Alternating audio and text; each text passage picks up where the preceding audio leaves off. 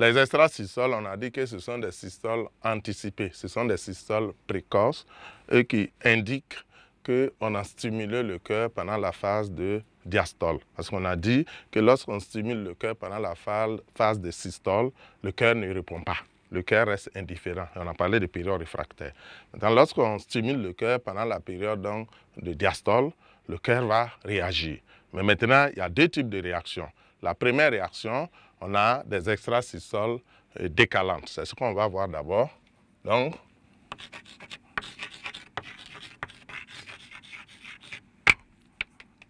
extrasystole décalante.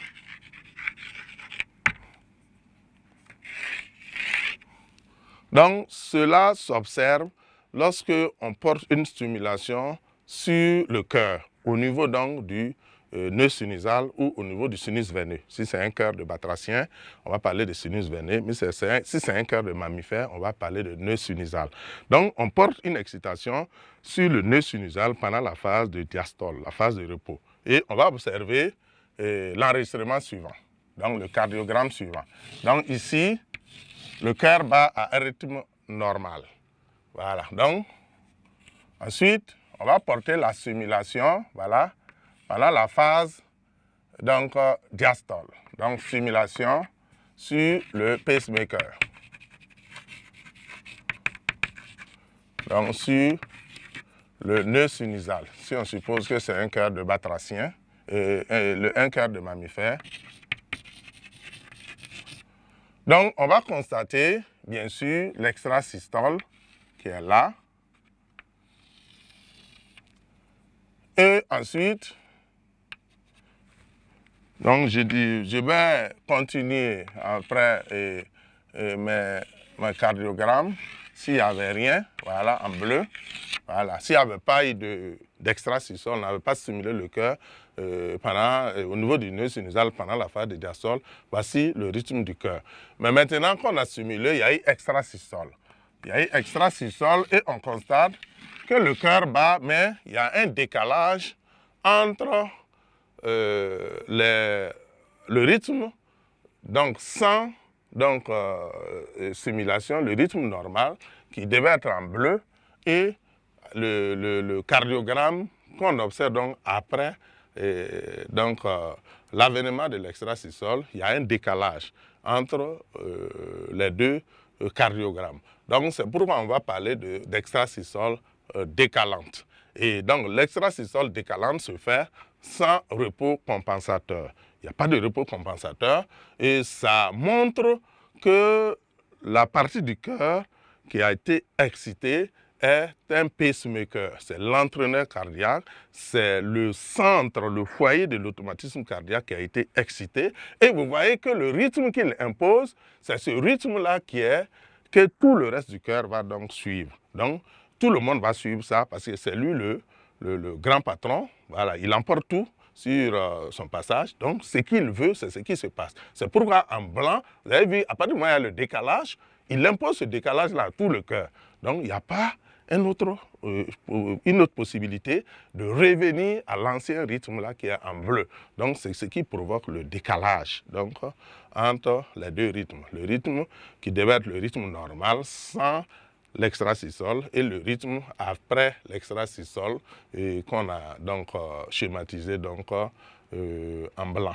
Donc voilà, et j'allais dire l'extrasystole décalante exprime que l'excitation a été portée sur le foyer principal, sur le foyer donc principal, sur le nœud sinusal ou sur le nœud ou sur le sinus veineux qui est le pacemaker, qui est l'entraîneur cardiaque, qui est le foyer de l'automatisme cardiaque. C'est ce que ça signifie. Et donc, il y a bel et bien un décalage entre l'onde spontanée, voilà, qui est, j'allais dire donc,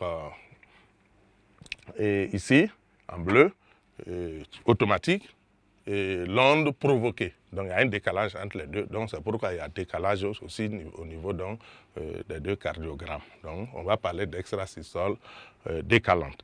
Ensuite, on a les extrasystoles non décalantes.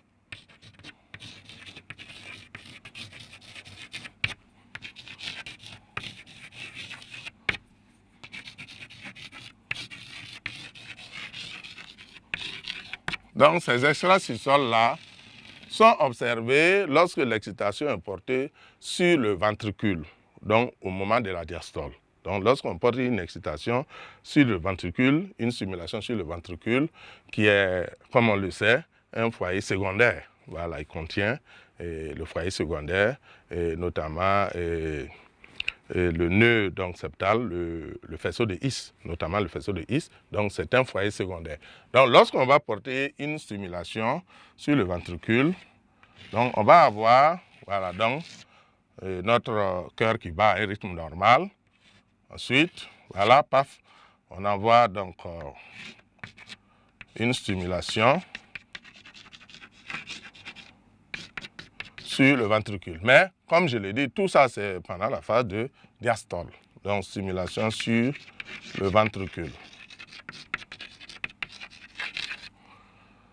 Donc, on aura bien évidemment une extrasystole. Donc, on va avoir une extrasystole. Donc, l'extrasystole maintenant va se faire et il y aura ici ce qu'on appelle un repos compensateur, que je vais noter RC. R comme repos, C comme compensateur. Ensuite, le cœur va reprendre son rythme, son battement, voilà. Voilà. Maintenant, qu'est-ce qui se passe? Notre cœur, s'il n'y avait pas d'extrasystole, s'il n'y avait pas de stimulation, il devait battre comme ça, voyez, et il devait, bien sûr, venir se rattraper ici. Donc ici, on a, je vais essayer, voilà, c'est plutôt comme ça. Donc, notre, en bleu, j'ai essayé de représenter le rythme qui devait être le rythme du cœur. Donc, vous voyez finalement qu'il y a eu, pendant le repos compensateur, une révolution cardiaque qui a été avalée, qui a disparu. Parce que, comme l'excitation est portée sur un foyer secondaire, ce n'est pas porté sur le foyer principal comme ici. Donc, ce n'est pas ce foyer-là qui est le foyer, et j'allais dire, responsable. Je vous ai dit, donc le foyer principal, ce n'est pas lui qui entraîne. Donc, il ne peut pas imposer sa loi. Il ne peut pas dicter sa loi. Le foyer qui dicte sa loi n'est pas touché par la stimulation. Ce qui fait que le cœur répond quand même.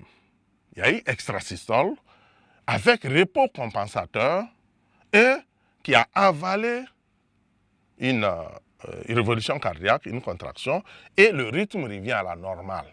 Donc, c'est pourquoi on parle d'extrasystole non décalante. C'est-à-dire qu'il n'y a pas eu de décalage entre la contraction précédente et comme s'il y avait une nouvelle contraction qui s'impose, comme ici, puisqu'il y a eu décalage entre les deux cardiogrammes. Mais ici, il n'y a pas de décalage. Donc, lorsque vous avez donc, un cardiogramme avec extrasystole non décalante, il faut savoir toujours que l'excitation est portée sur un foyer secondaire. Ce n'est pas porté sur le foyer principal. C'est ce que vous devez retenir. Et cette extrasystole est toujours suivie d'un repos compensateur. C'est-à-dire le cœur va prendre plus de temps pour se reposer que le temps prévu pour son repos. Voilà, donc on a vu que c'est 0,4 pour le cœur des batraciens, temps de travail du cœur, les systoles, 0,4 pour le repos. Donc, ça veut dire que, vous voyez qu'il va avaler toute une révolution cardiaque pour se reposer. Voilà. Et c'est tout ça qui explique l'infatigabilité du cœur. Quand on dit que le cœur est un muscle infatigable, en réalité, il travaille, quand il travaille, il fait un travail supplémentaire, il va toujours prendre du temps pour se reposer. Et c'est pourquoi il va paraître donc infatigable. Donc nous retenons que lorsque l'excitation est portée sur un foyer secondaire, pendant la diastole, il y a extrasystole avec repos compensateur et il n'y a pas de décalage dans le cardiogramme, et donc on va parler d'extrasystole non décalante. Et quand l'excitation est portée sur le foyer principal, ça va se faire. Donc il y aura extrasystole. Pendant la diastole, je précise, il y aura extrasystole, mais l'extrasystole va se faire donc avec décalage des phases de contraction. Donc on parle en ce moment d'extrasystole décalante. Donc les deux extrasystoles sont là, et ça veut dire que l'excitation est portée sur le foyer principal, sur le pacemaker, qui est le nœud sinusal ou le sinus veineux, selon que on est dans un cœur de mammifère ou dans un cœur de batracien. Et ici, lorsque vous avez extrasystole non décalante, bien sûr, suivi de repos compensateurs, c'est que l'excitation est portée sur un foyer secondaire, qui peut être le nœud septal, en tout cas, qui est un foyer secondaire de l'automatisme cardiaque. Donc, l'extrasystole va apparaître suivi d'un repos compensateur avant que le cœur continue de battre donc, à son rythme régulier. Donc, bien sûr, il l'aurait récupéré et ensuite, donc, il n'y aura pas de décalage dans le cardiogramme. Donc, voilà ce qu'on peut dire sur les extrasystoles. Et cela met fin donc, au chapitre 1 qui porte sur l'unité physiologique de l'organisme, notamment l'activité cardiaque.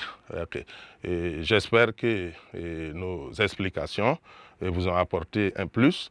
En tout cas, je vous invite donc à nous rester fidèles et surtout à être très attentifs dans nos futures explications.